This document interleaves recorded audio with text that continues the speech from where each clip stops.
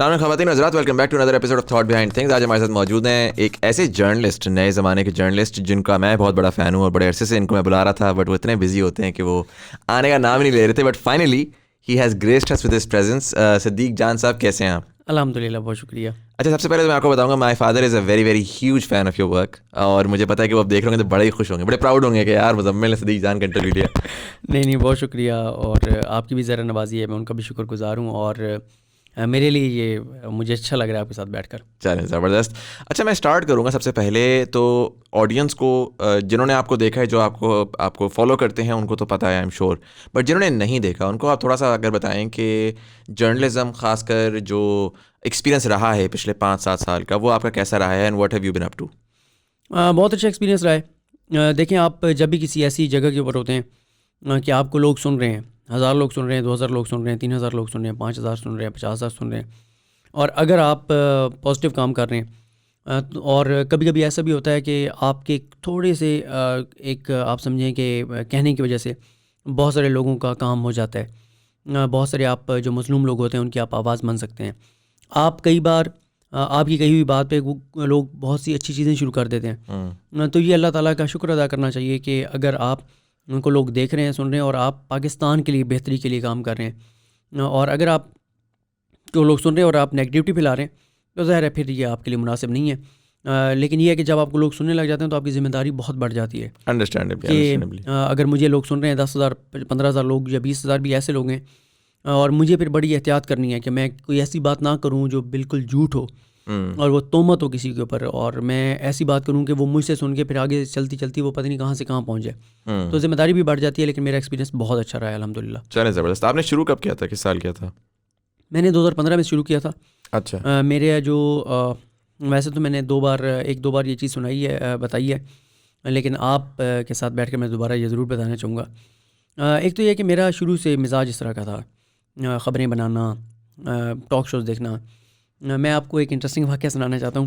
بہاولپور میں جب تھا تو میرے ماموں جو ڈاکٹر سجاد صاحب ہیں، ان کے ساتھ میں رہتا تھا، تو ان کی وجہ سے وہاں پہ بہاولپور میں تھا. تو میں ڈاکٹرز ہاسٹل میں رہتا تھا. تو میرے روم میٹ تھے ڈاکٹر وسیم صاحب، ان کا لیپ ٹاپ تھا، ڈاکٹر وسیم رفیق. تو ان دنوں میں یہ ہوتا تھا کہ مبشر لقمان صاحب کھرا سچ پروگرام کرنے کے بعد 1.5-2 گھنٹے کے لیے وہ ٹویٹر پر ایکٹیو ہوتے تھے.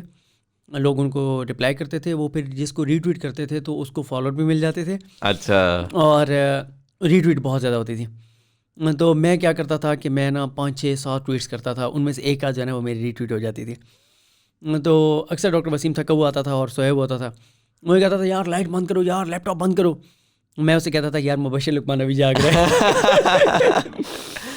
تو اب بھی وہ مجھے بڑا کہتا ہے، وہ میرا دوست کال کرتا ہے اور پہلی بات یہ کرتا ہے، ہاں بھائی مبشر لقمان جاگ رہے ہیں، سو گیا. تو پھر میں نے وائی ڈی اے جو تھی، young doctor association young doctor association, ان کی خبریں بنانا، ٹائپ کرنا، خبر بنوانا، بہاولپور کے اخبارات کو بھجوانا، پھر جب وہ لگتی تھی اس کی کٹنگ کرنا، وہ پھر سارے وہ بنانا. پھر اس دوران یہ ہوا تھا بہاولپور میں، بلکہ میں ابھی جب پرائم منسٹر پاکستان سے ہمارے انٹریکشن ہوا، ہم نے ان کا انٹرویو کیا، تو ڈاکٹر جاوید اقبال صاحب آئے ہوئے تھے، پروفیسر ڈاکٹر جاوید اقبال صاحب. تو میں ان کو بتا رہا تھا کہ ڈاکٹر حمیرہ تھیں، وہ ان کی ویسے ٹریننگ تھیں ڈاکٹر جاوید اقبال صاحب کی، ان کی اسٹوڈنٹ تھیں. ڈاکٹر حمیرہ جو ہیں وہ بھی ڈاکٹر سجاد کی وجہ سے بڑا وہ بہت سے ڈاکٹرز وہاں مجھے ایز اے بھانجا ٹریٹ کرتے تھے کہ ڈاکٹر سجاد کا بھانجا ہے تو وہ بھی بھانجوں کی طرح سمجھتے تھے. مجھے ڈاکٹر حمیرہ نے کہا کہ تم کیا اپنا ٹائم یہاں پہ ضائع کر رہے ہو. اچھا. میرا سارا دن کام کیا ہوتا تھا بہاولپور میں، یہی خبریں لگوانا، ڈاکٹرز کی پروٹیسٹ ہو رہے ہیں ان میں جانا، ان میں نعرے لگوانا. بلکہ میں آپ کو بتاؤں، ایک بار ڈاکٹرز کا احتجاج ہو رہا تھا، میں نعرے لگا رہا تھا. تو آپ کو پتہ ہے ہماری جو انٹیلیجنس ایجنسیز ہیں، سول بھی خاص طور پہ، وہ بڑا یہ رکھتی ہیں، حساب کتاب رکھتی ہیں کہ کون کون پروٹیسٹ میں آ رہا ہے، کون نعرے لگا رہا ہے، کون آ گیا. انہوں نے نوٹ کیا کہ یہ ایک ہے صدیق جو کہ نعرے لگا رہا ہے. نرسز کا احتجاج تھا تو وہاں پہ بھی انہوں نے دیکھا کہ میں نعرے لگا رہا ہوں، انہوں نے پھر نوٹ کیا. اسٹوڈنٹس کا احتجاج تھا IUB یونیورسٹی چوک پہ، میں نعرے لگا رہا تھا. تو مجھے ایک ایجنسی والے نے آگے کہا یار بات سنو، تم نعرے لگانے کے پیسے تو نہیں لیتے تم پیسے لے کے نعرے تو نہیں لگاتے. تو کہتے یار جس کا احتجاج ہے تم وہاں پہنچے ہوئے ہوتے ہو. تو مجھے ڈاکٹر حمیرہ نے کہا کہ تمہیں کسی بڑے شہر میں چلے جانا چاہیے، لاہور یا کراچی یا اسلام آباد، تمہارے لیے وہاں اپرچونیٹیز ہوں گی. کیونکہ ایک ریجنل چینل شروع ہوا تھا راوی کے نام سے بہاولپور میں، وہ اسے بھی میں نے جوائن کیا تھا، وہ پھر بند ہو گیا تھا. پھر میں وہاں سے لاہور آیا، مجھے پتہ چلا کہ ڈاکٹر طارق القادری کے جو ان کا میڈیا سیل ہے وہاں پہ کچھ لوگ ان کو چاہیے. ہمارے دوست ہیں روارف رضوی صاحب ملتان سے، انہوں نے مجھے بتایا. تو میں نے وہاں جا کر، اور جب وہاں پہ جا کے میں نے انٹرویو دیا، عین الحق بغدادی صاحب تھے. یہ وہ ٹائم تھا جب 2014 میں انقلاب مارچ اور آزادی مارچ شروع ہونے لگے تھے. رائٹ. اس وقت انہوں نے ایک میڈیا سیل بنایا تھا اپنا. میں نے وہ میڈیا سیل جوائن کیا. میں مانیٹرنگ کوآرڈینیٹر رہا تقریباً 7-8 ماہ تک وہاں پر خاص طور پہ دھرنے کے دوران میرے سامنے 8 چینلز تھے. اچھا. نیچے میرے ساتھ ٹیم تھی، وہ مانیٹر کرتے تھے کون چینل پہ کیا کہہ رہا ہے، کیا خبریں چل رہی ہیں، کیا پازیٹیو چل رہا ہے، کیا نیگیٹو چل رہا ہے، کون فیور میں بول رہا ہے، کون اگینسٹ میں بول رہا ہے، یہ ساری چیزیں. اور پھر وہ رپورٹ ایک بنتی تھی جو ڈاکٹر طلعت قادری صاحب تک جاتی تھی. اس وقت تو قاضی فیض الاسلام صاحب تھے، پھر نور اللہ صاحب آگے، نور اللہ صدیقی صاحب. تو اس طرح سے چلتا رہا. اس دوران ہوا یہ تھا کہ بڑا انٹرسٹنگ واقعہ ہے کہ کیونکہ میرا علاقہ بیکورڈ، میں بیکورڈ علاقے سے ہوں بیسیکلی، میاں والی سے، یا پھر بکھر ہے، لیا میرا ننہال ہے، مظفر گڑھ سے میں نے ایف ایس سی کیا ہے. اچھا. اور پورا پنجاب آپ نے گھوما ہے. جنوبی پنجاب. رائٹ. اس کا مجھے فائدہ یہ ہوتا ہے کہ ہمارے جو علاقے ہیں کیونکہ وہاں پہ انڈسٹریز نہیں ہیں، تو بہت ساری یہ لیبر اور بہت ساری جگہوں پہ کام کرنے والے آپ کو ان علاقوں کے لوگ ملتے ہیں. رائٹ. تو اس کا میں پہلے آپ کو فائدہ بتا دیتا ہوں. تو میں 92 میں جب تھا تو وہاں پہ جو وہاں پہ کچن میں کام کرنے والے لڑکے تھے وہ سارے سرائکی تھے اور جنوبی پنجاب کے تھے. مجھے یہ فائدہ تھا کہ کیونکہ میں جس علاقے کا جو ہوتا تھا میں اسی علاقے کا بن جاتا تھا. میاں والی کا تو میں میاں والی کا، بکھر کا تو میں بکھر کا، لیا کا تو میں لیا کا، بھاول سارا. وہ مجھے بڑا پروٹوکول دیتے تھے. جو اینکرز کو چائے ملتی تھی مجھے بھی وہی ملتی تھی. اچھا. اور باقی ٹیم اور سارے بڑا مسئلہ کرتے تھے کہ ہمیں تو وہ جو ساروں کے لیے لنگر کی طرح وہ چائے بنتی ہے وہ ملتی ہے، اسے تم اسپیشل اینکروں والی اسپیشل بنا کے لاتے ہو، اور جتنی بار مانگتے اتنی بار دیتے ہو. تو یہ خیر فائدہ بھی ہوتا تھا.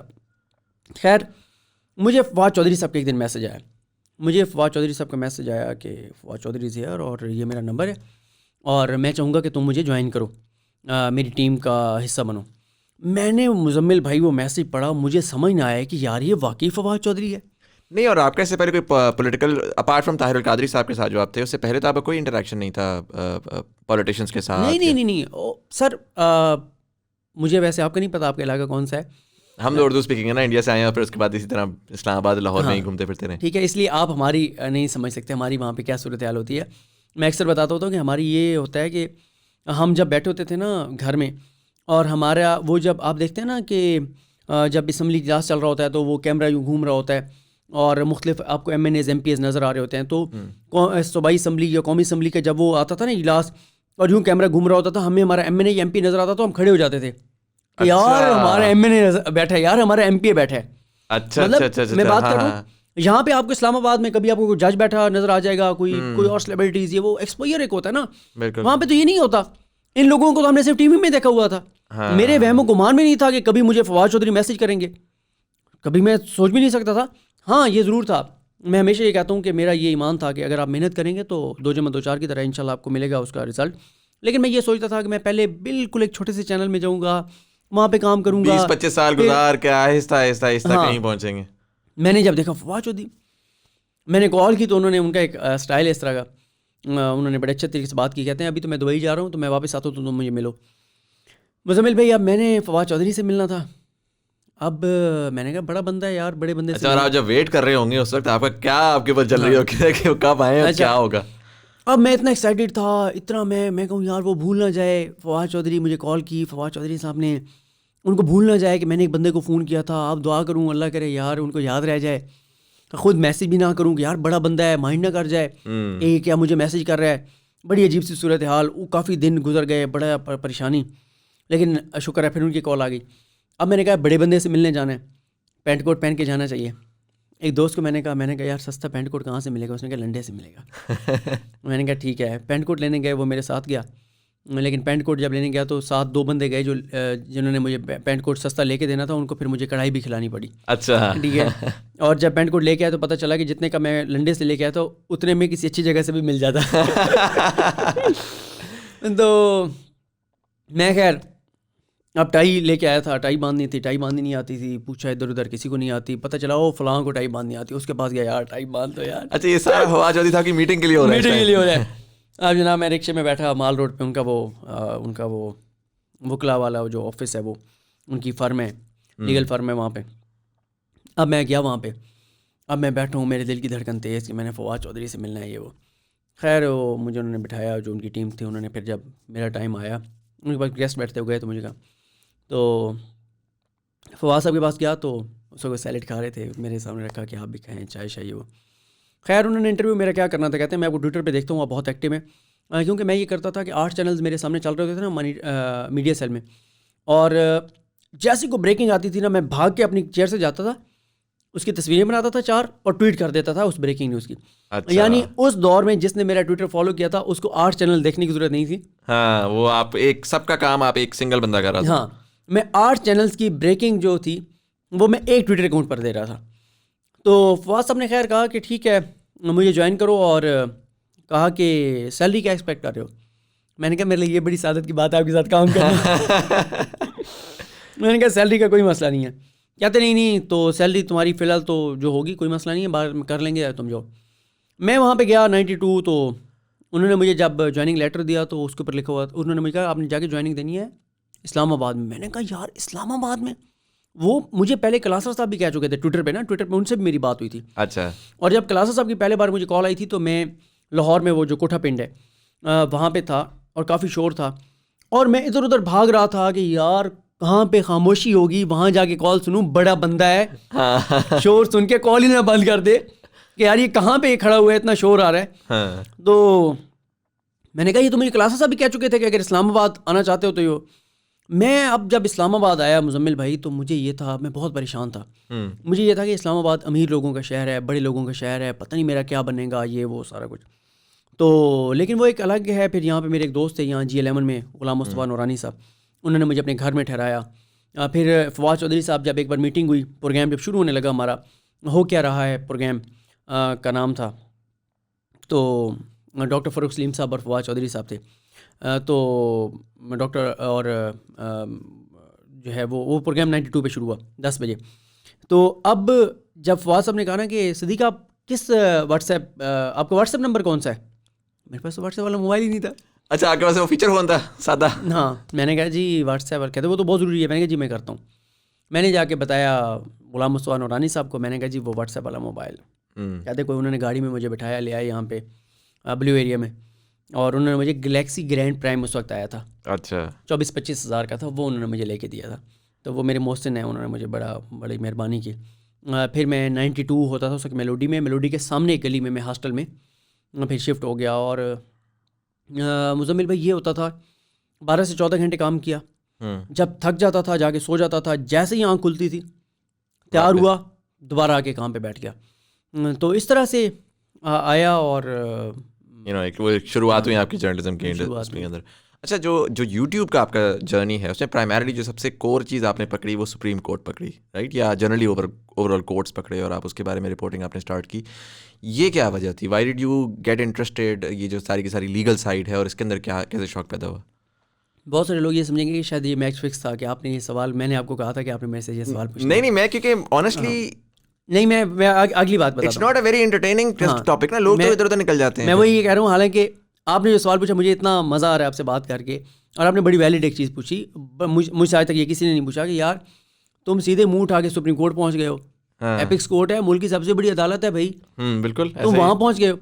وہ یہ تھا کہ پاناما کیس آیا. جیسے پاناما آیا تو کلاسر صاحب جو ہیں اور عامر متین صاحب، کلاسر صاحب نے کہا کہ آپ نے پاناما کیس میں جانا ہے اور آپ نے جا کے اور ہیئرنگ اٹینڈ کرنی ہے، تمام ہیئرنگز اٹینڈ کرنی ہے. اچھا مزمل بھائی یہ وہ دور تھا، میلوڈی میں ہم رہتے تھے، سوری اپارا میں، اور ہم جو ہے وہ ایک کمرے میں 7 لوگ رہتے تھے. اور جو 7واں آتا تھا کمرے میں وہ نیچے فرش پہ سوتا تھا کیونکہ بستر 6 کی گنجائش تھی. اچھا 6 مطلب بستر 4 لگے ہوئے تھے، 6 بندے اس کے اوپر سو سکتے تھے. 7واں جو ہے بیچارہ کئی جگہ ڈھونڈتا تھا کہ بھائی کیا سین ہے. اور پانی بہت ٹھنڈا ہوتا تھا، کوئی گیزر چیزر نہیں تھا لگا ہوا. اچھا ہمارے وہ جن کا وہ گھر تھا ان کی ایک شاپ ہے اپارا میں، تو ان کے جو شاپ کے اوپر کام کرنے والے لوگ تھے نا، ایک کمرے میں وہ رہتے تھے، اچھا دوسرے کمرے میں ہم رہتے تھے.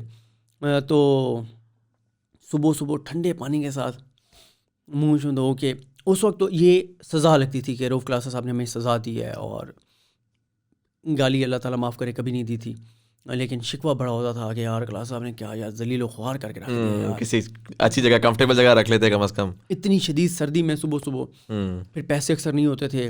اور رانا اشرف صاحب جو ہمارے ٹیم ممبر تھے وہ ان کی مہربانی وہ گاڑی پہ لے جاتے تھے، ان کے پاس گاڑی تھی، یا کبھی کسی دوست سے 10-20 روپے لیے ٹویٹا پہ بیٹھے اور پہنچ گئے سپریم کورٹ. اس لیے پھر سپریم کورٹ جانا شروع کیا تھا پاناما میں, اور پھر پاناما پورا اٹینڈ کیا پہلے دن سے آخری دن تک. پھر ثاقب نثار صاحب بھی کورٹ میں بیٹھنا شروع کیا, یا وہ چیف جسٹس بنے, اور وہ پھر اس طرح سے سلسلہ جو ہے وہ سپریم کورٹ کا. اچھا, سپریم کورٹ کا اسٹارٹ ہوا. اور اس میں درمیان میں یوٹیوب پھر کہاں پر آیا؟ یوٹیوب یار میں جب آپ مجھے پہلے بتا رہے تھے کہ آپ مجھ سے یہ پوچھیں گے, تو میں اس وقت سے بیٹھا سوچ رہا ہوں, مسلسل میرے ذہن میں یہ چل رہا ہے کہ مجھے آپ کو مکمل سچ بتا دینا چاہیے, نہیں بتانا چاہیے. پتہ نہیں, ابھی تک میں نہیں فیصلہ کر پا رہا. بٹ جنرلی اکثر لوگوں کو یہ کہتا ہوں کہ میں اپنی کتاب میں لکھوں گا کہ میں یوٹیوب پہ اصل کہانی لکھوں گا, رائٹ, کہ میں کیوں آیا تھا. لیکن میں آپ کو بتا دیتا ہوں, ہوا یہ تھا کہ میں جو کچھ آج ہوں وہ کلاسر صاحب کی وجہ سے ہوں.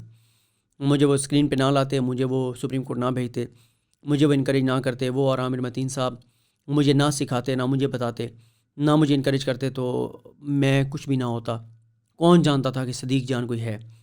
لوگوں نے مقابل میں دیکھنا شروع کیا نا, ثروت ولیم اور روف کلاسر صاحب, عامر متین صاحب, اور اس پروگرام میں. تو ہوا یہ تھا کہ میرا کلاسر صاحب سے جنون تھا, وہ میرا عشق. اور اب بھی ظاہر ہے, میں تو اب بھی آپ کے سامنے کہہ رہا ہوں کہ میں آج جو کچھ ہوں ان کی وجہ سے ہوں. وہ یہ کہ آپ کو پتہ ہے ٹیم میں کافی ایشوز شروع ہو جاتے ہیں جب ایک بندہ آگے جا رہا ہو. تو حالانکہ کلاس صاحب کو اس چیز کا ادراک بھی تھا, پتہ بھی تھا. مجھے ایک دو بار انہوں نے کہا بھی صحیح کہ مجھے پتہ ہے کہ تمہارے ساتھ بہت سے لوگوں کا مسئلہ ہے, لیکن تم کام کرتے رہو. اور مجھے کئی بار کلاس صاحب نے یہ کہا کہ ایک دن آئے گا, آپ ہمارے پروگرام کے پروڈیوسر ہوں گے انشاءاللہ. اور بہت انکریج کرتے تھے. عامر متین صاحب بہت انکریج کرتے تھے بچوں کی طرح. کلاس صاحب بھی میری وجہ سے کلاس صاحب کی لڑائی ہو گئی چینل مینجمنٹ میں سے. ایک بار مالک تک سے لڑائی ہو گئی چینل کے.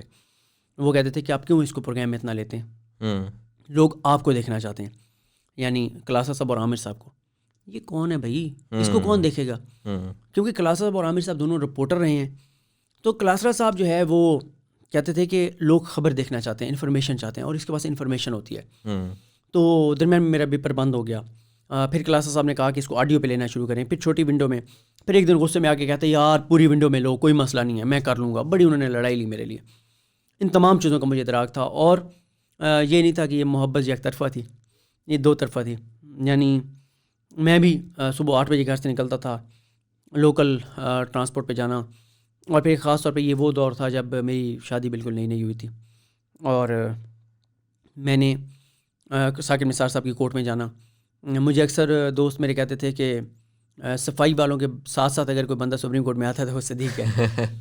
اور اینڈ پہ سپریم کورٹ جب بند ہوتی ہے تو جو ان سے پہلے, جو تالا لگانے سے پہلے بندہ نکلتا ہے تو وہ صدیق ہے. مجھے اکثر لوگ کہتے تھے تم بستر کیوں نہیں لگا لیتے یہاں پہ, یہیں پہ سو جایا کرو. ثاقب نثار صاحب کا جو دور تھا 30 کیسز ہوتے تھے. 5 بجے میں آتا تھا واپس سپریم کورٹ سے, 4 بجے, 5 بجے, کبھی 6 بھی بج جاتے تھے, 7 بھی بج جاتے تھے. میں نے آ کے اسٹوریز بنانی, چیزیں کرنی, پیپر دینا. اچھا, میں جب مجھے کال پہ لیتے, ویڈیو پہ لیتے تھے پروگرام میں کلاسر صاحب, تو میں بھاگ کے نیچے جاتا تھا. وہ اگر آپ میری شروع والی ویڈیوز دیکھیں نا تو درخت کے آگے میں کھڑا ہوتا تھا. 92 کے سامنے درخت لگے ہوئے تھے سارے. اور میرا سیگمنٹ شروع ہونے سے 2 منٹ پہلے میں پہنچتا تھا بھاگم بھاگ. اچھا. اور ختم ہونے کے 1 منٹ بعد دوبارہ اوپر آ کے لوور تھرڈ ہوتے ہیں چینل میں, یعنی جو کوئی بات کر رہا ہوتا ہے اینکر, اس کے نیچے جو چل رہا ہوتا ہے نا, بالکل وہ لوور تھرڈ بھی میں لکھتا تھا. اور پھر کلاسر صاحب کا فیس بک پیج بھی میں چلاتا تھا, کلپس لگانا, یہ ساری چیزیں. تو میں نے آپ کو کہا نا کہ میں وہ مطلب آپ نے محنت بھی کی, اور لیکن آپ نے اس کو you give it your everything as well. ہاں, مطلب میں اکثر یہ کہتا ہوں کہ بعض لوگ آپ کو پتہ نا سننے والے چیزوں کو اور طرف لے جاتے ہیں, لیکن میں کہتا ہوں کہ ایک ہوتا ہے کسی کو چاہنا, ایک ہوتا ہے کسی کو پوجنا. ہماری یہ صورت حال تھی کہ وہ ہمارے استاد تھے اور ہیں, اور استاد والدین کی طرح ہوتے ہیں. اور جب انہوں نے میرے لیے اتنا کچھ کیا تو ظاہر ہے مجھے تو پھر میرے لیے تو اپرچونٹی بھی تھی, موقع بھی تھا, میں کر رہا تھا. وہ یہ کہ کلاسر صاحب کو ٹیم میں چیزیں جو ہے نا وہ ادھر ادھر سے بتائی جانے لگیں کہ جی یہ تو یہ کہتا ہے, یہ تو وہ کہتا ہے. مطلب مجھے کچھ عرصہ پہلے کسی نے یہ بات کی, اور آج کل کیونکہ کلاس صاحب مجھ سے ناراض ہیں تو میں ان کو یہ بات اب کہہ ہی نہیں سکا. ویسے درمیان میں تھوڑی سی بات ہوئی میری ان کے ساتھ, کوئی آج سے 2-2.5 ماہ پہلے, تو ورنہ وہ ناراض ہیں مجھ سے.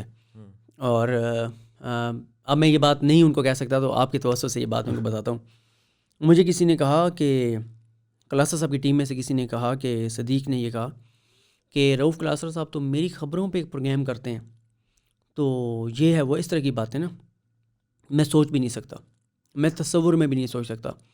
میری اوقات کیا ہے رؤف کلاسر صاحب کے سامنے. وہ ایک عمر گزری ہے ان کی جرنلزم میں. مجھے تو میں نے تو ان کا وہ جو صحافت کا دسترخوان تھا وہاں سے ٹکڑے جو تھے وہ چن کے اور میں بناؤں, تو میں کون ہوتا ہوں یہ کہنے والا کہ وہ میری خبروں پہ اوپر کرتے تھے. مطلب کہ یہ, اور کلاسرا صاحب وہ شخصیت ہیں, میڈیا میں وہ نام ہے, کسی کا فیس بک اسٹیٹس بھی پڑھ کے اگر کوٹ کریں اپنے پروگرام میں تو اس کا نام لیتے ہیں. کوئی ان کے فیس بک پہ کومنٹ کر دے تو اگر حوالہ دیں تو اس کا نام لیتے ہیں. اس حد تک وہ دیانتداری کے قائل ہیں جرنلزم میں. تو کلاسرا صاحب کو ٹیم میں باتیں ہونے لگیں کہ جی یہ تو آپ کے خلاف باتیں کرتا ہے, اور مجھے تو اب پتہ چل رہا ہے کہ شاید یہ بھی کہا گیا ہوگا یہ تو آپ کو گالیاں بھی دیتا ہے. کلاسرا صاحب کو نا وہ ایک اور پھر ہوا تھا, ایک معاملہ ہوا, اس پہ کلاسرا صاحب کو کہا گیا کہ یہ تو ٹیم کو گالیاں دیتا ہے. اچھا, کلاسرا صاحب مجھے یہ سمجھاتے تھے کہ جب بندے کو پاپولیرٹی ملتی ہے تو بہت کم لوگ ہوتے ہیں جو اس کو سنبھال سکتے ہیں, تو خیال کرنا ہے تم نے, بہت زیادہ مجھے کہتے تھے. اور ان کو لگا کہ یار مجھے پہلے ہی تھا کہ پتہ نہیں یہ ہضم نہیں کر سکے گا جو اس کو تھوڑی سی شہرت مل رہی ہے. اور جیسے جیسے مجھے اللہ تعالیٰ کرم کر رہا تھا اور میں آگے جا رہا تھا, مجھے ٹویٹر پہ, فیس بک پہ اور ہر جگہ لوگ وہ کر رہے تھے اور تعریف کر رہے تھے, بتا رہے تھے, اپریشیٹ کر رہے تھے. اس کی ایک وجہ یہ بھی ہے کہ وہ دور تھا جب سپریم کورٹ کی پورے پاکستان کی سیاست سپریم کورٹ کے کورٹ روم نمبر 1 کے گرد گھومتی تھی, کیونکہ ثاقب نثار صاحب کے دور میں تمام امپورٹنٹ کیسز وہاں پہ ہوتے تھے. تو کلاسرا صاحب نے اب میں کیا چیزیں برداشت کر رہا تھا, میں یہ چیزیں برداشت کر رہا تھا کہ صبح 8 سے لے کر رات 12 بجے تک کام کر رہا ہوں, ٹیم کی اذیت برداشت کر رہا ہوں. کاش میں آج پچھتاتا ہوں, کاش میں وہ باتیں اس وقت کلاسرا صاحب کو بتاتا کہ سر میرے ساتھ یہاں پہ کیا ہو رہا ہے, میرے ساتھ کیا کیا جا رہا ہے, مجھے کیسے ذہنی اذیت, میں خود کو ذہنی بیمار سمجھنے لگ گیا تھا, یہ میری حالت ہو گئی تھی. تو کلاسرا صاحب نے ایک دن, کلاسرا صاحب آئے اور کلاسرا صاحب نے میری بہت کلاس لی. کلاس تو پہلے بھی لیتے تھے, انہوں نے کلاس وہ نہ لیتے تو آج ہم یہاں پہ نہ ہوتے, لیکن اس دن بہت زیادہ انہوں نے میری کلاس لی. اور میں آپ کو بیان نہیں کر سکتا تھا اس وقت میری کیا حالت تھی. میں نے جو ہے وہ 9:40 پہ یہ ہوا, 10 سے 11 پروگرام تھا. میں نے نکلتے ہوئے قسمت خان ضمنی ہمارے دوست اور زاہد بلوچ, ان دونوں کو کہا, میں نے کہا جی میں جاتے ہی ریزائن کر دوں گا. تو میں جیسے گھر پہنچا تو فوراً گاڑی بھگا کے زاہد بلوچ اور قسمت خان جو ہے وہ پیچھے پہنچ گئے میرے گھر آ گئے اور میرے سے موبائل لے لیا, تم ریزائن نہیں کرو گے. بڑا مجھے سمجھاتے رہے. میں نے کہا یار نہیں ہو سکتا اب, مطلب کہ میں اتنا کچھ میں نے اذیت برداشت کی. اور کلاسرا صاحب کو چیزوں کا پتہ بھی ہے, اور میرا یہ خیال ہے کہ کلاسرا صاحب سے زیادہ عامر متین صاحب کو چیزوں کا زیادہ پتہ تھا, کیونکہ عامر صاحب کا یہ تھا کہ کلاسرا صاحب کے پھر بھی کان بھرے جاتے تھے اور ان کو یہ چیزیں کی جاتی تھیں, لیکن عامر صاحب کسی کی جرت نہیں تھی کہ وہ عامر صاحب کو جا کے اور کسی کے خلاف کوئی بات کرے, سوال ہی پیدا نہیں ہوتا. تو وہ میں نے ریزائن کیا اور ساتھ ہی میں نے فیس بک ڈی ایکٹیویٹ کر دیا اور واٹس ایپ اور ہر چیز. میں نے کہا بس میں نا بالکل بہت زیادہ چھوڑ چھاڑ کے میں جا رہا ہوں واپس. نہیں, میں واپس جانے کا تو نہیں, لیکن میں نے کہا بس ابھی میں نے کہیں, کیونکہ اس کی وجہ یہ ہے کلاسرا صاحب کو یہ کہا گیا تھا کہ اس کو ایک تو پیسوں کی آفر ہے کہیں سے اچھے, زیادہ تنخواہ پہ. میڈیا میں چلتا یہ ہے کہ آپ 50,000 لے رہے ہیں, آپ کو 55 پہ لے جائے گا, کوئی 60 پہ لے جائے گا. حالانکہ مجھے یہ مسئلہ نہیں تھا. کلاسرا صاحب جب بھی مجھے پیسے چاہیے ہوتے تھے میں میسیج کرتا تھا اور مجھے فوراً پیسے مل جاتے تھے. میں یاد ہے میری بہن کا ایڈمیشن تھا یہاں پہ راولپنڈی میڈیکل کالج میں, تو میں نے کلاسرا صاحب کو میسیج کیا, میں نے کہا جی مجھے پیسے چاہیے. تو انہوں نے کہا کتنے چاہیے, میں نے کہا جی 50,000 چاہیے. تو کہتے ہیں اکاؤنٹ میں ٹرانسفر کروں یا کیش دے دوں. میں نے کہا سر جیسے آپ کو ایزی لگے. تو جیسے ہی اس دن آفس آئے تو انہوں نے دروازہ بند کروا کے کہتے ہیں صدیق کو بھیجیں دروازہ بند کرو, اور مجھے 50,000 روپے دیا. مطلب وہ حساب کتاب نہیں تھا کہ وہ کوئی مجھے ادھار دے رہے تھے, انہوں نے بہت مجھے پیسے دیا اور سارا. تو ان کو 2 چیزیں تھیں, ایک یہ تو یہ کہ ٹی وی پہ آتا ہے تو یہ اوقات سے باہر ہو گیا جو ان کو کہا گیا, اور دوسرا یہ کہ اس کو اچھی آفر ہے کہیں سے پیسوں کی تو یہ اب جانا چاہ رہا ہے, بہانے ڈھونڈ رہا ہے. تو لیکن ایسی بات نہیں تھی. جب میں نے یہ ریزائن کیا اور کلاسرا صاحب کو ایک بڑی ڈیٹیل سے میں نے ایک میسیج بھیجا, میں اکثر کہتا ہوں کہ جیسے وہ گرل فرینڈ آخری خط لکھتی ہے نا کہ یہ شادی نہیں ہو سکتی, اور وہ جو آخری خط ہوتا ہے اس طرح کا تھا. وہ واٹس ایپ سے ڈیلیٹ ہو گیا. کاش کہ وہ ہوتا تو وہ بھی میں اپنی کتاب کا ایسا بناتا, اس کو لوگ پڑھتے کہ میں نے اس میں کیا کچھ لکھا تھا. تو وہ یہ کہ میں نے فیصلہ کر لیا, اور میں نے کلاسرا صاحب کو جو میسیج بھیجا تھا اس میں نے یہ لکھا تھا. میں نے کہا سر آپ کو یہ بتایا گیا کہ میں اوقات سے باہر ہو گیا ہوں. میں نے کہا آپ مجھے اگلے 6 ماہ میں اسکرین پہ نہیں دیکھیں گے, کیونکہ آپ کو یہی پتہ چلا نا کہ اسکرین کی وجہ سے یہ اوقات سے باہر ہو گیا. چینل پہ آتا ہے نا, چینل پہ لوگ دیکھتے ہیں, بڑی بات ہے, صدیق جان ٹی وی پہ آتا ہے. اور دوسرا میں نے کہا آپ کو یہ ہے کہ مجھے کہیں سے اچھے پیسوں کی آفر تھی. تو میں نے کہا میں آپ کو حلفاً کہہ رہا ہوں مجھے کہیں سے آفر نہیں تھی, کہیں بھی نہیں جا رہا تھا. میں نے فیصلہ کیا میں نے اب نہیں جو ہے وہ اسکرین پہ آنا, ابھی 6 ماہ جو میں نے کلاس صاحب کو میسیج کر دیا. میں نے 5-6 دن بعد نمبر آن کیا, سپریم کورٹ جانا شروع کیا. اب جب اتنی انفارمیشن تھی تو میں اکثر یہ بھی کہتا ہوں کہ جو اچھا رپورٹر ہوتا ہے نا, اس میں بعض ٹپیکل پاکستانی خواتین والی ان میں خاصیت ہوتی ہے. جیسے خواتین کئی ہوتی ہیں, ان کو آپ بات بتا دیں, جب تک وہ آگے نہ بتا دیں ان کے پیٹ میں درد رہتا ہے. تو رپورٹر کا بھی اچھے کا یہی ہوتا ہے کہ جب اس کے پاس انفارمیشن کوئی آتی ہے, جب تک وہ آگے نہ بتا دے اس کے پیٹ میں درد رہتا ہے. تو اب میں کہوں کیا کروں. میرے ایک دوست تھا ملک احمد حسن, نیو ٹی وی میں وہ تھا, سوشل میڈیا دیکھتا تھا, یوٹیوب بھی دیکھتا تھا. اس نے مجھے کہا یار تم یوٹیوب کیوں نہیں شروع کرتے. میں نے کہا ہاں یار یوٹیوب تو کی جا سکتا ہے. میں نے پہلی جب ویڈیو لگائی مزمل بھائی, میں نے یوں موبائل ہاتھ میں پکڑا, سپریم کورٹ کے باہر آ کے یوں کھڑے ہو کے میں نے کیا, یوں ہاتھ میرا ہل رہا تھا. اچھا. اور 2-2.5 منٹ کی ویڈیو لگا کے, اور میں نے اسد اللہ خان صاحب ہمارے دوست ہیں 92 نیوز کے اینکر ہیں, میں نے انہیں کال کی کہ میں نے پہلی ویڈیو لگائی ہے, اگر 5000 ویوز آ گئے تو بڑی اچھی بات ہوگی. انہوں نے کہا یار 1000 بھی آ گئے تو بڑی اچھی بات ہوگی. اس وقت مجھے نہیں پتا تھا یوٹیوب کیا ہے, مجھے بالکل نہیں پتا تھا, میرے وہم و گمان میں بھی نہیں تھا. میری پہلی ویڈیو پہ الحمدللہ 90,000 ویوز آئے تھے. اچھا, اور وہ کس چیز کے بارے میں تھی؟ وہ شریف خاندان کے جو ریفرنسز چل رہے تھے, العزیزی اور فلیگ شپ اور ایون فیلڈ, ان کے ٹائم کے ایکسٹینشن کے حوالے سے تھے. اچھا, وہ ویڈیو تھی. تو وہاں سے مجھے پتہ چلا کہ یہ تو گیم ہی کچھ اور ہے. پھر جب مجھے پہلی پیمنٹ جو مجھے اس نے احمد نے بتایا کہ آپ کی جو پہلی پیمنٹ بنی ہے وہ 92 کی جو میں سیلری لے رہا تھا اس سے 3 گنا زیادہ ہے. اچھا, اور وہ چند دن کی پیمنٹ تھی. تو بس پھر میں نے لوگوں کو بتانا شروع کیا پکڑ پکڑ کے کہ یار یوٹیوب کی طرف آؤ, یوٹیوب کی طرف آؤ, یوٹیوب کی طرف آؤ. اچھا, اس سے پہلے کوئی رپورٹرز کر رہے تھے یوٹیوب؟ میرا نہیں خیال کوئی کر رہے تھے اس سے پہلے. میرے نوٹس میں کوئی رپورٹر نہیں ہے کہ جو یوٹیوب کر رہا ہو اس طرح سے جس طرح سے میں نے شروع کیا تھا. ہاں, you were the first one. تو میں نے وہ شروع کیا اور پھر اس کے بعد سب آ گئے. لیکن یقین کریں اس وقت جو موسٹلی لوگ کر رہے ہیں یہ میں نے نہیں سوچا تھا کہ یہ بھی ہوگا. اچھا, کس طرح سے؟ مطلب کہ بہت زیادہ چیزوں کو ایگزیجریٹ کرنا. اب تو وہ کلک بیٹ ہو گیا نا کہ آپ کسی نہ کسی طرح وہ جو ٹی وی پہ ہو رہا تھا وہ یہ مسالے مسولے لگا کے کسی طریقے سے کلک لے آؤ, اور وہی حساب ہو گیا ڈیلی قدرت javed.chaudhary.com اور وہ والی چیزیں. ہاں, حقیقت ٹی وی اسٹائل. ہاں وہی کہ آپ تھمبنیل پہ کچھ لکھتے ہیں اندر کچھ ہو, تو وہ ہو گیا. اس سے مجھے کوئی نقصان نہیں ہے ذاتی طور پہ. میں آپ کو بتاؤں کہ جو میری ایک آپ لوگ, کیونکہ بہت سارے لوگ صرف پیسوں کو ہی سمجھتے ہیں سب کچھ.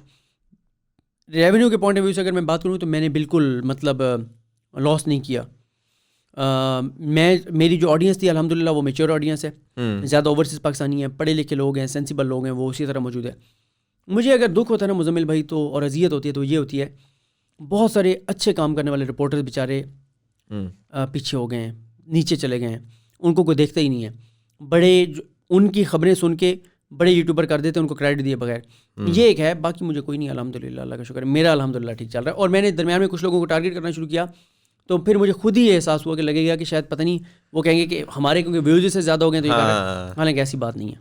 زبردست. اچھا, سو اس سے میں تھوڑا سا اس پہ آؤں گا کہ آپ نے اب آپ کو یوٹیوب اسٹارٹ کیے ہوئے میرا خیال ہے کوئی تقریباً 2-2.5 سال تو ہو گئے ہوئے کم از کم. 2 سال ہو گئے. 2 سال ہو گئے. اور یوٹیوب پہ ایک خاص چیز جو نئی آئی ہے, اور میں پچھلے دنوں آپ کا انٹرویو بھی دیکھ رہا تھا طلعت حسین صاحب کے ساتھ, اور وہ تھے, اس میں ایک چیز جو خاص مجھے نظر آئی نا, اور جس کی وجہ سے پھر مجھے تھا کہ میں نے آپ کو بلانا ہے, وہ ایک بڑی پاورفل چیز تھی. وہ چیز تھی ایک جس کو میں کہوں گا old guard versus new guard, جو کہ جسے کہتے ہیں نا کہ جو پرانا journalist, status quo of journalist جو ہے نا وہ بریک ہو کر ایک نیا ٹائپ آف جرنلسٹ باہر آ رہا ہے. اور یہ جرنلسٹ جو نیا آ رہا ہے اس نے نا اپنا وہ نہیں کیا ہوا کہ گیٹ اپ میں نے ایسا بنایا ہوا ہے اور بولنے کا انداز ایسا ہے اور وہ سارا کا سارا, یہ سمپل فیکٹس کی بات کر رہا ہے, اور اس کی وجہ سے لوگ بہت زیادہ دیکھ بھی رہے ہیں یوٹیوب کے اوپر. تو اب آپ کے پاس بیسیکلی یوٹیوب پہ ہی سارا کچھ اویلیبل ہے, آپ 2 منٹ میں آرام سے وہ دیکھ سکتے ہیں. تو زیادہ تر آڈینس جو ہے وہ اس طرف ہی جا رہی ہے.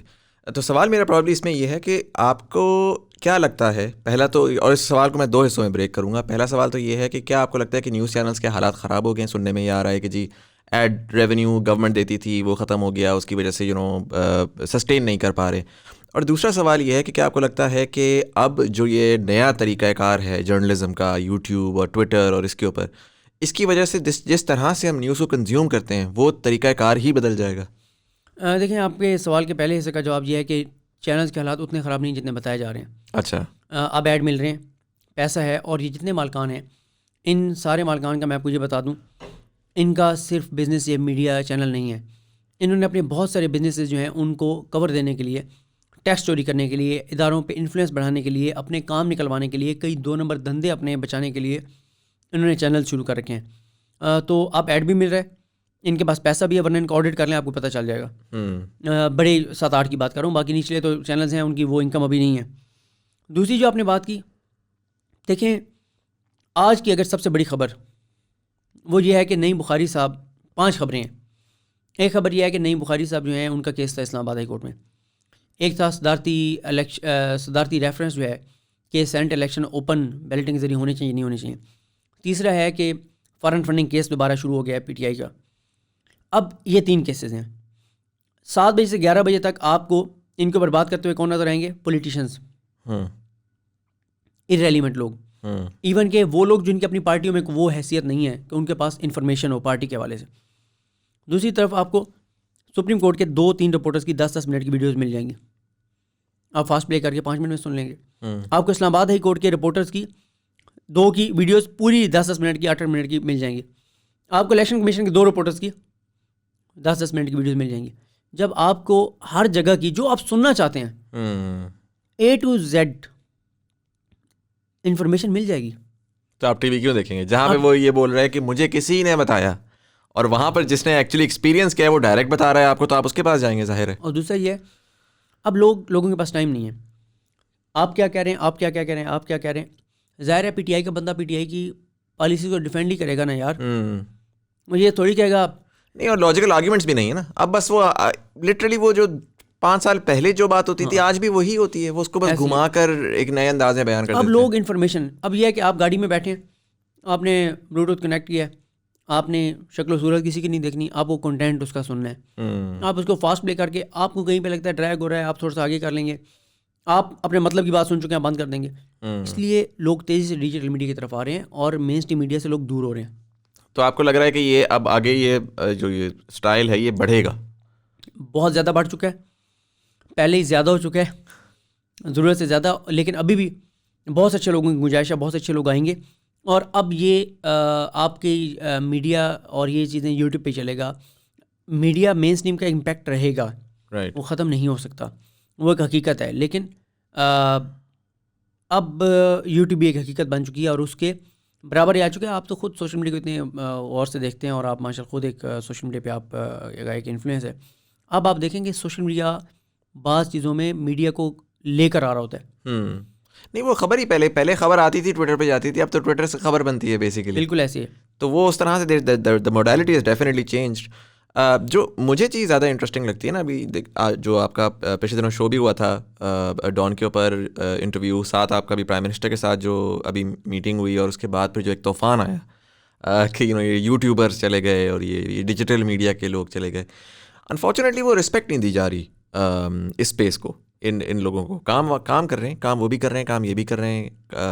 یوٹیوب یا انٹرنیٹ والے لوگوں نے تو کبھی یہ نہیں بولا کہ یہ دیکھو یہ لوگ کیسے ہیں, کیا کر رہے ہیں. تو وہ آلٹرنیٹ سائڈ انفارچونیٹلی کیا وجہ ہے کہ وہ جو ہے نا بڑا ایک حقارت کی نظر سے دیکھتی ہے کہ یار یہ تو وہ ہیں. دیکھیں, میں پہلے اپنے سننے والوں کو اور آپ کے دیکھنے والوں کو ایک بات کہوں گا کہ پرائم منسٹر کے کتنے انٹرویوز ہوئے ٹاک اینکرز نے کیے. جو ہماری میٹنگ ہوئی, جو ہم نے انٹرویو کیا, مجھے اس میں جو 2 منٹ کا ایک یا 3 منٹ کا کلپ ہے, میں آپ کے دیکھنے والوں کو ریکویسٹ کروں گا کہ جو جاوید اقبال صاحب کا تھا وہ سن کر یہیں رک کر اور پہلے جا کر آپ وہ سنیں, اور پھر آپ اپنے آپ سے پوچھیں کہ آج تک کیا کسی اینکر نے یہ تجویز دی ہے؟ نہیں دی. اور وہ اسی وجہ سے وائرل ہو رہا ہے وہ کلپ, کیونکہ وہ لوگوں کی آواز ہے. بالکل. اچھا, دوسرا مزمل بھائی, میں اکثر لوگوں کو یہ کہتا ہوں کہ چاہے مجھے دیکھنا چھوڑ دیں, پروفیسر ڈاکٹر جاوید اقبال صاحب کو روزانہ سنا کریں. وہ بیسیکلی لوگوں کے کردار سازی کے لیے, معاشرے کی بہتری کے لیے, پازیٹیو چیزیں لانے کے لیے, اس پاکستان کے معاشرے کو مطلب اس طرف لے جانے کے لیے جس کی ضرورت ہے وہ کام کر رہے ہیں. تو آپ مجھے بتائیں کہ یہ چیز جو جاوید اقبال صاحب نے بتائی آج تک کسی اور اینکر نے کیوں نہیں بتائی؟ تو اب جو ہے نا, یوٹیوبرز ایک حقیقت ہے, ڈیجیٹل میڈیا ایک حقیقت ہے, اس سے انکار اس کا نہیں ہو سکتا. آپ جو ہے وہ بلی کو دیکھ کر کبوتر کی طرح آنکھیں بند کر لیں تو بچت نہیں ہونے والی. لہٰذا تصادم نہیں ہونا چاہیے, لڑائی نہیں ہونی چاہیے. جھوٹی خبریں یوٹیوبر دے رہا ہے یا اینکر پرسن دے رہا ہے, کارروائی اس کے خلاف ہونی چاہیے, اداروں کے رولز ہونے چاہیے سخت. لیکن خبر یوٹیوبر دے رہا ہے, ٹک ٹاکر دے رہا ہے, فیس بک پہ کوئی دے رہا ہے, بڑا پھر جرنلسٹ وہی ہے جو صحیح خبر لے کر آ رہا ہے. خبر اور مجھے اکثر یہ پتہ نہیں میرے کلاسز اب کہا کرتے تھے یا پتہ نہیں کون کہتا تھا, وہ کہتے تھے صحافی وہ بڑا ہے جس کی خبر جس دن بڑی ہے. مطلب یہ تو نہیں ہے نا کہ یہ سینئر صحافی ہے, یہ بڑا صحافی ہے کیونکہ اس کی عمر زیادہ ہے اور اس کے بال سفید ہوں گے. صحافی بڑا وہ ہے جس کی خبر بڑی ہے. باقی عزت احترام رہتا ہے. میں سینئر صحافی نہیں ہوں, مجھے کوئی سینئر کہتا ہے تو مجھے ایسا لگتا ہے مجھے فائر مار دیا کسی نے. ٹھیک ہے, سینئر کا ایک لیول ہونا چاہیے, ایکسپیرینس ہونا چاہیے کچھ سالوں کا, اور سارا کا سارا. لیکن وہ اس کا احترام اپنی جگہ پہ. لیکن اچھا صحافی رپورٹر پھر وہی ہے جس کے پاس خبر ہے. اور دیکھیں مزمل بھائی, جو گراؤنڈ پہ موجود ہے, جو سپریم کورٹ میں موجود ہے, جو 8 بجے سے لے کے 2 بجے تک کمرے عدالت میں بیٹھ کے کیس سن رہا ہے, اس کو زیادہ پتہ ہوگا یا ٹی وی والے کو زیادہ پتہ ہوگا؟ ڈیفینیٹلی. اینڈ آئی تھنک وہی چیز جو ڈیجیٹل میڈیا نے فرق لے کر آئی ہے, اور اس کو آپ ڈینائی نہیں کر سکتے کہ جو ایک انیفیشینٹ ماڈل تھا جس میں 4 لوگوں تک ہاپ کر کے خبر آتی تھی, اب اگر وہ انسان ڈائریکٹلی لے جا سکتا ہے, آپ کو کوئی اتنی بڑی DSNG وین نہیں چاہیے, ایک موبائل فون اور ایک 4G کنیکشن سے آپ پوری دنیا تک پہنچ سکتے ہیں. میں یہاں پہ سوری, میں آپ کو ایک چیز لازمی بتا دوں, آپ کے دیکھنے والوں کو بڑی انٹرسٹنگ چیز بتاؤں کہ سپریم کورٹ کی خبر آپ تک کیسے پہنچتی ہے. آپ تک, آپ ایک ویور ہیں, آپ ٹی وی دیکھتے ہیں, آپ تک کیسے پہنچتی ہے؟ اندر بیٹھا ہوا ایک رپورٹر, اس کے پاس بال پوائنٹ ہے, جیسے میں بیٹھا ہوں اسی طرح ہمارا ایک میڈیا کا ڈیسک بنا ہوا ہے, وہاں پہ وہ بیٹھے ہوتے ہیں رپورٹرز. اچھا, جج بول رہے ہیں, وہ لکھ رہا ہے, ٹھیک ہے, وہ ٹکرز بنا رہا ہے, یہ سیاسی مسئلہ ہے, حکومت خود اس کو دیکھے, چیف جسٹس, وہ لکھ رہا ہے, اس پیج کے اوپر لکھا گیا, یہ پیج بھر گیا ہے, وہ اس پیج کو سائڈ پہ رکھے گا, نئے پیج پہ لکھنا شروع کرے گا. ایک رپورٹر کو وہ اشارہ کرے گا, ادھر ہو, لے جاؤ باہر, وہ باہر لے کے جائے گا, ایک اور رپورٹر کو دے گا, ایک نے لکھا, دوسرا باہر لے کے گیا, تیسرا اسے دیکھ کے ٹائپ کرے گا, وہ یہاں اسلام آباد ڈیسک پہ بھیجے گا, اسلام آباد ڈیسک اس کو سیٹ کرے گا, اس کی کانٹ چھانٹ کرے گا, وہ اپنی کراچی یا لاہور ہیڈ آفس کو بھیجے گا. اچھا, وہاں سے چلے گا. اچھا, سو 5-6 ڈفرینٹ ہاتھوں سے گزرنے کے بعد خبر, اور اس میں درمیان میں پھر کوئی چائنیز وسپر ہو جائے, اور درمیان میں کسی نے بول دیا کہ سر یہ والا لفظ, اور کورٹ کا تو یہ حساب ہوتا ہے کہ ایک ٹکر آپ نکالتے ہیں, سارا سیکوینس آؤٹ ہو جاتا ہے. بالکل ایسا ہی ہے. تو یہ سے I probably now this is very interesting, کیونکہ اس سے میرا نیکسٹ سوال کنیکٹڈ ہے. ہمیں سننے میں یہ بہت زیادہ آ رہا ہے, اور پچھلے خاص کر کچھ عرصے میں تو بہت ہی زیادہ آ رہا ہے کہ جی پاکستان میں خبریں سینسر ہو رہی ہیں, پاکستان میں لوگوں کی آوازیں دبائی جا رہی ہیں, ہمیں جو ہے نا موقع نہیں دیا جا رہا کہ ہم کرٹیسزم کر سکیں جب ہم کرنا چاہتے ہیں. آپ کو کیا لگتا ہے کتنی حقیقت ہے اس بات کی؟ جتنا پچھلے چند عرصے میں فوج پہ تنقید ہوئی ہے, فوج پہ حملے ہوئے ہیں, شاید پاکستان کی تاریخ میں کبھی نہ ہوئے ہوں. جتنا اب فوج کا کھل کے نام لیا جاتا ہے, شاید کبھی پہلے کبھی نہ ہوا.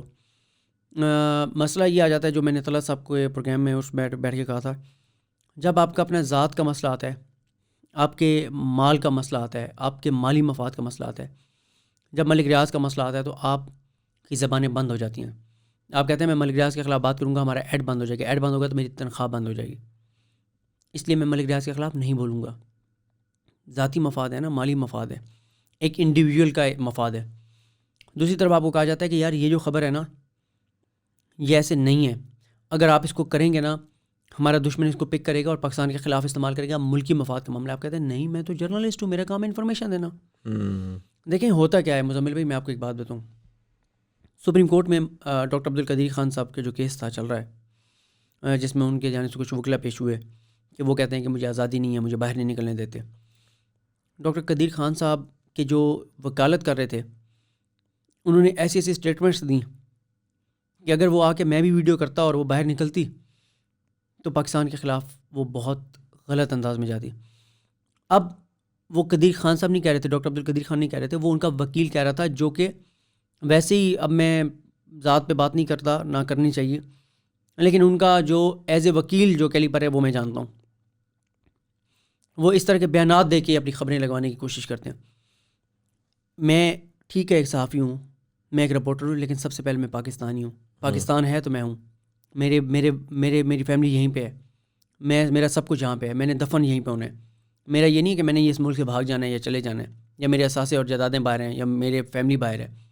مجھے اس ملک کا مفاد سب سے پہلے عزیز ہے, اور مجھے پتہ بھی ہے کہ یہ بندہ جھوٹ بول رہا ہے. کیا میں اپنی ریٹنگ لینے کے لیے آ کے وہ ساری کچھ بیان کر دوں؟ میں نہیں کروں گا. میں اپنے ملک کا مفاد دیکھوں گا. اسی لیے جب ان کو کہا جاتا ہے کہ یہ چیز ملکی مفاد کے خلاف جائے گی, اور ہو کیا رہا ہے, یہ میں آپ کو تھوڑا سا یہاں پہ ٹائم دوں گا, یہ بہت امپورٹنٹ چیز ہے. مزمل بھائی، آج کل این جی اوز کہاں سے ڈیٹا لیتی ہیں؟ کبھی آپ نے غور کیا کہ این جی اوز کہاں سے ڈیٹا لیتی ہیں؟ یہ جو این جی اوز کا آتا ہے کہ جی اتنے ریپ کیسز ہو گئے، کہاں سے ڈیٹا لیتی ہیں؟ پتہ نہیں، نارملی تو یہ پاکستان بیورو آف اسٹیٹسٹکس سے لینا چاہیے نا. نہیں، ہر این جی او کے دفتر میں 20 اخبار لگے ہوئے ہیں، 10 چینل لگے ہوئے ہیں، وہاں سے جو خبریں سر کی آتی ہیں وہ نوٹ کرتے ہیں. بہت سارا ڈیٹا اس بنیاد پر بنایا جاتا ہے. وہ ڈیٹا بنتا ہے، وہ ڈیٹا جب بنتا ہے وہی ڈیٹا پھر ان این جی اوز کے پاس جاتا ہے جن کا ڈس انفو لیب میں نام آئے. اب ڈس انفو لیب میں تو سارا کچھ سامنے آ گیا کہ ہو کیا رہا تھا. 50 سے زیادہ، مثال دے رہا ہوں، 50 این جی اوز ہیں جو بھارت کے پے رول پر ہیں. ان میں سے 30 جو ہیں انہوں نے کہا کہ پاکستان میں ہیومن رائٹس کی وائلیشن ہو رہی ہے. اقوام متحدہ کے پاس جب گیا کہ یار 30 این جی اوز کہہ رہی ہے کہ پاکستان میں ہیومن رائٹس کی وائلیشن ہو رہی ہے، پرسیپشن بن گئی. وہ این جی اوز ڈیٹا کہاں سے لے رہی ہیں؟ آپ کے چینل سے، آپ کے اخبارات سے. سو افیکٹولی کمپلیسنٹ سارے ہو جاتے ہیں نا. پھر وہ جرنلسٹ جو ہے وہ اپنا رول نہیں کر رہا کیونکہ وہ پروپیگنڈا کا ایک ٹول بن گیا ہوا ہے آخر میں. دیکھیں، ادارے ہمارے ہیں، تنقید بنتی ہے بالکل کریں، جھوٹا پروپیگنڈا نہ کریں، جھوٹے الزام مت لگائیں. ٹھیک ہے، تو یہ سب سے بڑا مسئلہ ہے. بعض جگہوں پہ کہا جاتا ہے کہ یار اس چیز کو ایسے نہ کریں پلیز، پاکستان کو نقصان ہوگا. لیکن وہ کہتے ہیں پاکستان کو ہوتا رہے نقصان، ہمارا کام ہے انفارمیشن دینا. تو پھر ملک ریاض کے خلاف بھی کرو نا پروگرام بھائی. پھر اپنے اینکرز کے بھی پرانے بیانات چلاؤ نا، ان کے بھی جھوٹ بیان کرو نا. تو یہ سب سے بڑا سر ایک المیہ ہے جو ہمارا میڈیا جو ہے، کوئی سینسرشپ نہیں ہے. صرف یہ کہا جاتا ہے کہ اگر آپ اداروں کے خلاف، مجھے بتائیں دنیا کا کون سا ملک ہے جہاں کی فوج کے بارے میں آپ اس طرح بکواس کر سکیں جو یہاں بیٹھ کے کی جاتی ہے؟ یہ سب سے انٹرسٹنگ بات تو یہ ہے کہ آپ اگر آپ پہلے یہ وہ دیا جاتا تھا نا، ایگزامپل دیا جاتا تھا کہ امریکہ leader of the free world, ابھی جو اپنے ہی صدر کے ساتھ جو وہ کر رہے ہیں اس ٹائم، جس طرح سے انہوں نے پورے انٹرنیٹ کے اوپر ان کو بین کر دیا کیونکہ ان کا جو صدر ہے وہ اور وہ بھی کلیئر نہیں ہے، اس نے جا کے وائلنس پہ سپورٹ نہیں کیا، لیکن ایک کنیکشن بنا تو انہوں نے اپنے ہی صدر کو سینسر کر دیا کیونکہ وہ ان کی اسٹیٹ کے لیے، ایک اسٹیٹ جو ہے نظام کے خلاف ایک وہ تھا. تو اگر امریکہ یہ کر سکتا ہے which is the most considered the freest country of the world, تو باقی سارے کے سارے ویسے کمپیریٹیولی ویکر اسٹیٹس ہیں. تو انہوں نے تو ویسے ہی اپنے نظام کو، اپنی اسٹیٹ کو بچانے کے لیے اگر ان کو سینسرشپ کرنی بھی پڑے، میں تو ابھی یہ کہہ رہا ہوں کہ ابھی تو ہے ہی نہیں جیسا آپ نے کہا، بٹ اگر ہوتی بھی ہے تو آن سم لیول سینسرشپ آئی فیل لائک کہ ہر سوسائٹی میں ہوتی ہے. اینڈ آئی فیل لائک کہ ایون اگر آپ یورپ پہ جا رہے ہیں، ایک اور بڑی مزیدار بات یہ کہ پروپیگنڈا کا اگر اس طرح دیکھیں نا، تو یہ ٹویٹر جو ہے وہ جب چائنا یا رشیا کے نیوز نیٹ ورکس یا ایون پاکستان کے نیوز نیٹ ورک کی PTV کی بات کرے گا تو اسٹیٹ اونڈ نیوز چینل لکھ دے گا، BBC کے نیچے نہیں لکھا ہوا انہوں نے، حالانکہ BBC بھی اسٹیٹ اونڈ ہے پورا کا پورا. بالکل ایسی. تو یہ کھیلا تو یہ جاتا ہے پوری دنیا میں، اس طریقے سے کھیلا جاتا ہے پاور کو ایگزرٹ کرنے کے لیے اور وہ سارا کچھ کرنے کے لیے. بٹ انفارچونیٹلی پاکستان میں اس پہ شور زیادہ مچتا ہے. کیا وجہ آپ کے خیال؟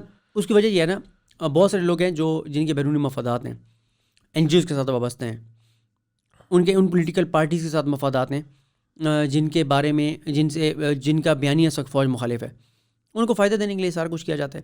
باہر سے ڈالرز آتے ہیں، باہر سے فنڈز آتے ہیں. ابھی نگہت داشت کا چل رہا ہے نا کیس، حکومت کے اپنے لوگ اس کو بچانے پہ لگے ہوئے ہیں. یہ بھی غلط ہے. امید ہے کہ عمران خان صاحب اس کو دیکھیں گے کہ نہ بچائیں حکومت کے لوگوں ان کو. تو یہ سر میں نے آپ کو بتایا کہ اب ٹرمپ نے ٹویٹس کی، انہوں نے کہا جھوٹی ٹویٹس ڈیلیٹ کر دیے. پاکستان میں جتنے مرضی نفرت انگیز کو ٹویٹ کر دے، آپ اس کو بلاک نہیں کرتا ٹویٹر.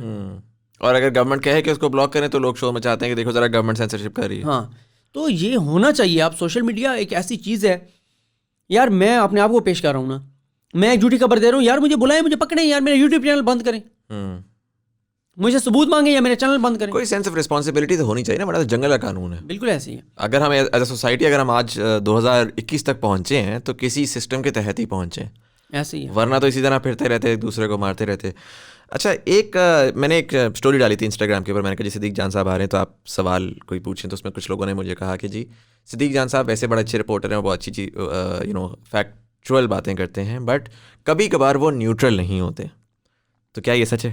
کیا آپ نیوٹرل نہیں ہوتے؟ دیکھیں، جو ہوتی ہے نا رپورٹنگ خبر دیتے ہوئے، اس میں تو آپ کو نیوٹرل رہنا پڑتا ہے. وہ تو اگر آپ نہیں ہیں تو آپ رپورٹر نہیں ہیں. پھر اس میں یہ ہوتا ہے کہ آپ سپریم کورٹ سے آئیں، کیا ہوا، فیکٹس اینڈ فگرز آپ نے دینے ہیں، جج نے کیا کہا، وکیل نے، وہ آپ نے بتانا. ایک ہے انالیسس میں یار، آپ اگر کوئی چیز حکومت ٹھیک کر رہی ہے تو اس کو آپ ٹھیک ہی کہیں گے نا, غلط کر رہی ہے تو آپ اس کو غلط کہیں گے, پی ڈی ایم غلط کر رہی ہے تو آپ اس کو غلط کہیں گے. مسئلہ یہ ہے کہ کیونکہ میرا یہ موقف ہے ایز اے پاکستانی کہ عمران خان صاحب کو ابھی 2.5 سال ہوئے, 2.5 سال اور تو ان کو کرنے دیں نا, 5 سال پورے کرنے دیں. جب ایز اے پاکستانی میں انالیسس یہ کرتا ہوں کہ مریم کس منہ سے کہتی ہے کہ ہزارہ کمیونٹی کے ساتھ ظلم ہوئے, کیونکہ اس کو آج ان کا درد ستا رہا ہے. جب ماڈل ٹاؤن میں ہو تو وہاں کیوں نہیں گئی تھی؟ پھر جب میں یہ دیکھتا ہوں کہ بلاول صاحب کہتے ہیں عمران خان دیکھے کہ یہ کیا ہو رہا ہے ہزارہ کے ساتھ, تو پھر میں جب یہ یاد دلاتا ہوں کہ سندھ اسمبلی میں پیپلز پارٹی کی قرارداد موجود ہے آج بھی, جو انہوں نے منظور کی تھی کہ ہزارہ کمیونٹی کے ساتھ جو دہشت گردی ہو رہی ہے ان دہشت گردوں کے سرغنہ رانا ثناءاللہ ہیں اور نون لیگ ہے اور یہ ان کی سرپرستی کر رہی ہے. تو کیا میں غلط کر رہا ہوں؟ تو یہ ہے, لیکن مجھے اس چیز کا ادراک ہے, اس لیے میں نے عمران خان صاحب کو جو انٹرویو کیا اس میں کہا اب ان کے منسٹر جو ہیں وہ ڈاکٹر اسلان خالد صاحب نے بھی کہا ہے, شبلی فراز صاحب نے بھی کہا ہے, ویکلی ہمارے ساتھ ان کی ایک نشست ہوگی تو آپ دیکھیں گے کہ بڑے سخت سوالات بھی ہم کریں گے اور ان کی کارکردگی کا بہترین پوسٹ مارٹم بھی انشاءاللہ ہم کریں گے. زبردست.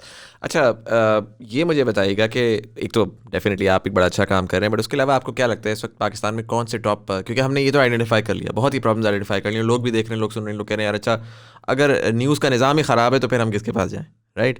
سو آپ اگر اپنے علاوہ کوئی آئیڈینٹیفائی کریں کہ so who is doing actual good journalism in Pakistan, کس کو آپ کو لگتا ہے کہ جس کی رپورٹنگ اچھی ہے, جس کا انالیسز اچھا ہے اور آنیسٹ انالیسز ہے؟ سر دیکھیں میں مین اسٹریم میڈیا کی طرف تو نہیں جاؤں گا, میں ایسے یوٹیوبرس کی اس وقت بات کروں گا. جب ہم اسلام آباد ہائی کورٹ کی بات کرتے ہیں تو فیاض محمود صاحب اور ثاقب بشیر صاحب, میں ان سے بہت پیچھے ہوں, جتنے ان کو اللہ تعالیٰ نے صلاحیت دی ہے اور جتنے وہ قابل ہیں اور جتنے وہ محنت کر رہے ہیں. آپ فارن افیئرس کی بات کرتے ہیں, عیسیٰ نقوی صاحب ہیں. آپ پارلیمنٹ کی بات کرتے ہیں, عدیل وڑائی صاحب. پی ایم کی بیٹ کو دیکھتے ہیں, Abdul Qadir. Election commission, P M bat, یہ ساری چیزیں, فہیم اختر. تو بہت سے نام ہیں, میں سب کے نام یہاں پر نہیں لے سکتا. سمیرہ خان بہت اچھا کام کر رہی ہیں, جمشید انصاری صاحب ہیں, اور عمر انعام صاحب ہیں, مغیث علی صاحب ہیں, بہت سارے نام ہیں, انم شیخ ہیں, بہت سارے نام ہیں اس وقت. آپ شاہ سکلین صاحب ہیں, بہت اچھی چیزیں کر رہے ہیں. لیکن مین جو میں کہتا ہوں نا, عمران وسیم صاحب ہیں, ابھی مجھے ساتھ ساتھ نام یاد آ رہے ہیں, اور یہ بہت سے میرے دوستوں کی ناراضگی کا سبب بھی بن سکتا ہے آپ کا یہ انٹرویو, جن کے نام میں ابھی تک جو ہے وہ نہیں لے سکا. لیکن خیر میں وہ لیتا رہتا ہوں اپنی ویڈیوز میں, ان کو کریڈٹ دیتا رہتا ہوں.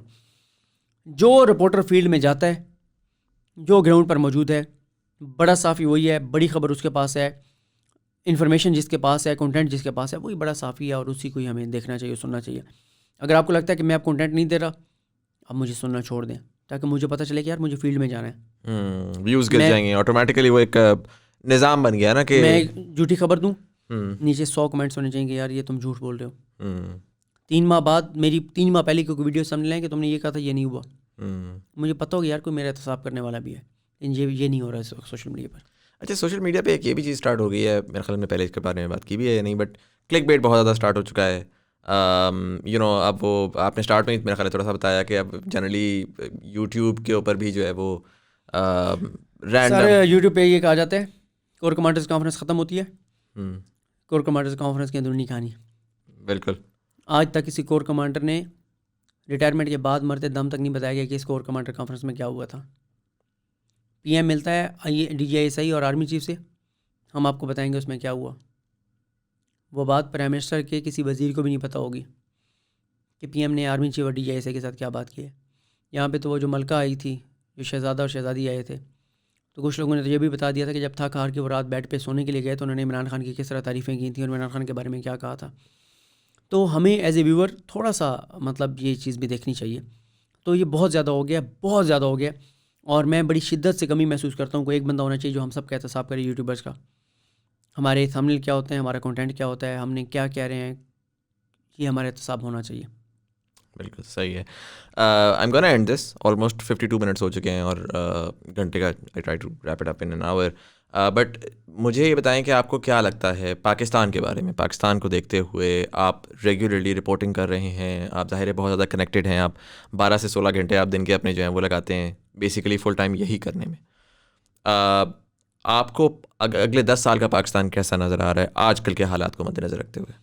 دیکھیں ایز اے پاکستانی ظاہر ہے ہماری خواہش بھی ہے, دعا بھی ہے کہ پاکستان اس مقام اور مرتبے پہ جائے جو ہم سب کے لیے فخر کی بات ہو. لیکن میں نے ابھی جب پرائم منسٹر کے سامنے کچھ چیزیں بیان کیں تو بہت لوگوں نے مجھے کہا کہ شاید میں نے بہت ایک خوش آمد کی ہے. میں اکثر یہ کہتا ہوں کہ دیکھیں یہ پاکستان ہم سب کا پاکستان ہے. یہ مت دیکھیں اس وقت عمران خان وزیر اعظم ہے, کوئی بھی وزیر اعظم ہو, اگر پاکستان آگے جا رہا ہے تو اس میں ہمیں خوشی ہونی چاہیے. اب میں آپ دیکھیں مجھے کہاں سے ہوپ نظر آتی ہے. کنسٹرکشن کے اندر جو انقلاب آیا ہے اس وقت, جو کنسٹرکشن ہو رہی ہے اس سے جابس کریٹ ہو رہی ہیں, آپ کا ایکسپورٹس بڑھنا شروع ہو گئی ہیں, آپ کے ریمیٹنسز جو ہیں وہ بہت زیادہ آنا شروع ہو گئے ہیں, آپ کا یہ کامیاب جوان پروگرام عثمان ڈار والا, آپ کا احساس پروگرام, آپ کی پناہ گاہیں, آپ کا ماحولیاتی دہشت گردی کے خلاف ملک امین اسلم اور زرتاج گل جو کر رہے ہیں, آپ کے سائنس اینڈ ٹیکنالوجی میں فواد چودھری جو کر رہے ہیں, آپ وہ چیزیں کر رہے ہیں جن کا آؤٹ پٹ شاید آپ کو فوراً نظر نہ آئے. اس طرح اون عباس بپی بہت اچھا کام کر رہے ہیں بیت المال میں, لیکن آپ کو اسی نہج پہ اگر یہ ملک چلتا رہا, اور یہ اس ملک میں سب سے باخبر جو لوگ ہیں ان میں سے کسی کا یہ جملہ ہے کہ ملک اب جس ڈگر پہ چلا ہے اگر اسی ڈگر پہ چلتا رہا 8 سے 10 سال اور, تو پھر وہ آپ کو وہ تبدیلی نظر آئے گی جو تبدیلی آپ دیکھنا چاہتے ہیں. زبردست, دیٹس ویری ایکسائٹنگ. تھوڑا سا یہ بھی ہے کہ ہماری جنریشن کو انفارچونیٹلی وہ ایک ہے نا کہ امپیشنس کا ہی پرابلم ہے, ہمیں فوراً چیزیں چاہیے ہوتی ہیں. میں آپ کو سوری میں آپ کی بات ٹوک رہا ہوں, لیکن میں آپ کو ایک چیز بتاؤں, میں نے دیکھا ہمارے معاشرے میں 90% لوگ دولت حاصل کرنا چاہتے ہیں, شہرت حاصل کرنا چاہتے ہیں, آگے جانا چاہتے ہیں, لیکن شارٹ کٹ کے ذریعے محنت کر کے نہیں جانا چاہتے. آپ کو اپنے گھر میں کام کرنے والا رکھنا ہو, آپ کو سنسیئر نہیں ملتا, آپ کو ڈرائیور سنسیئر نہیں ملتا, آپ کو خانسامہ سنسیئر نہیں ملتا, آپ کو اپنے دفتر میں آپ کو ٹیم چاہیے, آپ کو ایڈیٹر مخلص نہیں ملتا, آپ کو سوشل میڈیا کوآرڈینیٹر مخلص نہیں ملتا. آپ پاکستان کے اندر ایسے ایسے لوگ ہیں کہ وہ 1,000 لوگوں پہ مشتمل نئے سیٹ اپ بنا لیں, لیکن محنت کرنے والے لوگ نہیں ملتے. اور جو محنت کرتا ہے یہ ہو نہیں سکتا کہ اللہ تعالیٰ اس کو رزلٹ نہ دے. ہمارے ہاں یہ بدقسمتی ہماری کہ ہم ناشکرے لوگ ہیں, ہم محنت نہیں کرتے. کچھ لوگ ہوں گے جو محنتی ہوں گے اور کسی وجہ سے وہ جاب لیس ہیں, ان کو ہونا چاہیے جاب پہ, لیکن میں یہ نہیں مان سکتا کہ کوئی بندہ محنت کرے اور اس کو آؤٹ پٹ نہ ملے. میں کبھی نہیں یہ بات مانتا. نہیں, اور ڈیفینیٹلی میں نے I've interviewed a lot of people in the past few weeks, اور مزیدار بات یہ کہ یہ جو بات ہے نا یہ ہر بندہ چاہے, اور یہ آپ جرنلسٹ ہیں, فوٹوگرافر آیا, یوٹیوبر کوئی آیا, بزنس مین آیا, سب نے یہی بات بولی کہ پاکستان میں انفارچونیٹلی ٹیلنٹ ہے بہت, لیکن کوئی ٹیلنٹ یوز نہیں کرنا چاہتا, کوئی دکھانا نہیں چاہتا ٹیلنٹ. بس ان کو ہوتا ہے کہ کہیں سے ایزی کچھ کیے بغیر کام مل جائے, اور جو تھوڑا سا بھی کر لیتا ہے اس کو اس کی سوچ سے بھی بہت زیادہ ریوارڈ ملتا ہے. اور وہی میرا خیال ہے پاکستان کو ایک لینڈ آف اپرچونیٹیز بھی بناتا ہے. اور اگر وہ اس کے اوپر اور زیادہ سے زیادہ لوگ آئیں اور اس کو اگر محنت کریں, آئی گیس ساتھ مل کر ایک ویژن کی طرف جائیں, تو I don't see any reason why Pakistan ترقی نہیں کر سکتا. Siddique, thank you so much for coming in, this was a very insightful interview, اور میں نے پرسنلی بہت سیکھا. میں بہت خوش ہوں کہ ہماری فائنلی آپ کی میں نے پوری لائف اسٹوری سمجھی, اور what an inspiration, and I wish you all the very best. ان شاء اللہ آپ اس ملک کا بہت بڑا نام ہوں گے آنے والے دنوں میں. اور آپ لوگ جو تمام لوگ دیکھ رہے ہیں, thank you so much for watching. اگر آپ آڈیو پلیٹ فارم پہ دیکھ رہے ہیں تو سبسکرائب کا بٹن دبائیے گا, آنے والے ایپیسوڈس کا آپ کو جو ہے وہ نوٹیفیکیشن مل جائے گی. اگر آپ کو یہ ایپیسوڈ پسند آئی ہے تو ضرور اپنے دوستوں کے ساتھ شیئر کریے گا. یوٹیوب پہ دیکھنے والے لائک کا بٹن دبائیں تو انگیجمنٹ بڑھے گی. اور اسی کے ساتھ ساتھ this is Syed Muzammil Hassan Zaidi, you are watching thought behind things. Thank you so much for watching, and I will see you in the next one.